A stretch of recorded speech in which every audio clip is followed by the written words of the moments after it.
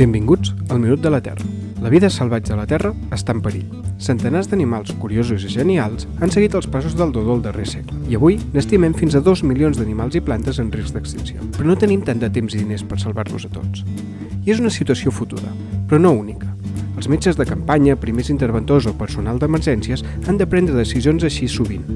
Una tria d'estil mèdic podria dir-nos quines espècies salvar primer. Per exemple, podríem prioritzar els que necessiten ajuda més urgentment, com els darrers 70 rinoceronts de Java que caminen per la corda fluixa. Per altra banda, podríem optar per salvar els més útils, centrant-nos en espècies vitals per als seus ecosistemes, com els mangles, que mantenen el terreny per milers d'espècies, o les llúdrigues, que al menjar-se els eriçons del mar mantenen els terrenys saludables. També podríem prioritzar els que per menys diners tenen més possibilitats de sobreviure, com les granotes de l'illa Maud de Nova Zelanda, que es podrien rescatar dels seus enemics invasors per al preu de mantenir un panda viu en captivitat durant mig any. Però normalment la conservació no és tan calculada.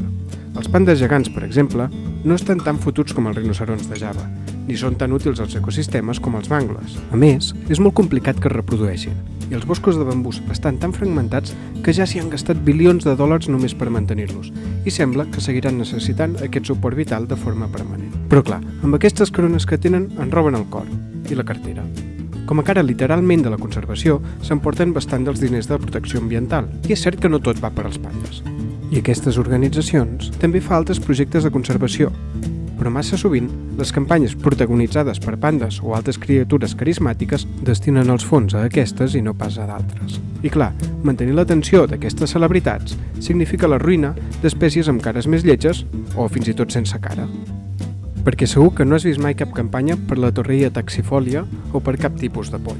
I això que a diferència de les estrelles, aquestes espècies solen tenir els nombres de cara, sent fàcils de recuperar, més barats de protegir i útils per diversos ecosistemes. I com a únic defecte, ser menys monos. Hem de deixar que l'aparença dictamini qui viu i qui mor, o hauríem de buscar una forma més racional? El tema és si pensar tècnicament i amb les dades i els gràfics ens val la pena o ens val el panda.